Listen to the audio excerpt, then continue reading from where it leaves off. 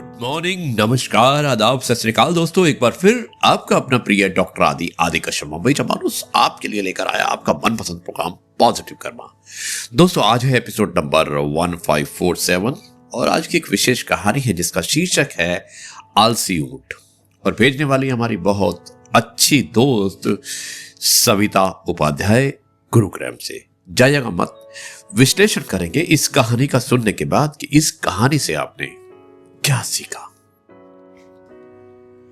एक ऊंट बहुत आलसी था और वो हमेशा यही चाहता था कि उसकी सारी दैनिक आवश्यकताएं एक ही जगह पर बैठकर पूरी हो जाए। एक दिन वायु मार्ग से भगवान भोलेनाथ और माता पार्वती उस स्थान से निकले जहां पर ऊंट लेटा हुआ था। भगवान को देखकर वो उससे और उनसे अनुनय और विनय करने लगा कि उसकी गर्दन 100 गुना लंबी कर दी जाए जिससे कि वो एक ही जगह पर बैठकर दूर का चारा खा सके और उसे भोजन प्राप्त करने के लिए कोई विशेष परिश्रम ना करना पड़े। उसकी बेतुकी याचना सुनकर पहले तो भगवान भोलेनाथ कुछ नाराज से हुए, लेकिन बाद में कुछ सोचकर उन्होंने ऊंट की ये इच्छा पूर्ण कर दी। अब वो ऊंट एक ही स्थान पर बैठा रहता और वहीं से अपनी गर्दन विभिन्न दिशाओं में घुमाकर भोजन प्राप्त कर लेता। गर्मियों के दिन यूं ही बीत गए और उसके बाद बारिश का समय आया तो अब ऊंट को लगा कि वो इतनी बड़ी गर्दन कहां छिपाए। बहुत देर ढूंढने के बाद उसे एक गुफा दिखाई पड़ी। ऊंट ने बारिश से आश्रय पाने के लिए अपनी गर्दन उस गुफा के अंदर घुसा दी। अब ये क्या था? वो गुफा तो एक शेर की गुफा थी और जैसे ही शेर को ऊंट की गर्दन दिखाई पड़ी तो वो बहुत खुश हो गया। उसे तो बिना मेहनत किए ही शिकार उसकी गुफा में मिल गया था। शेर को देखकर ऊंट ने गर्दन घुमाने की कोशिश तो की, लेकिन जब तक वो उसे निकाल पाता शेर उसका शिकार कर चुका था।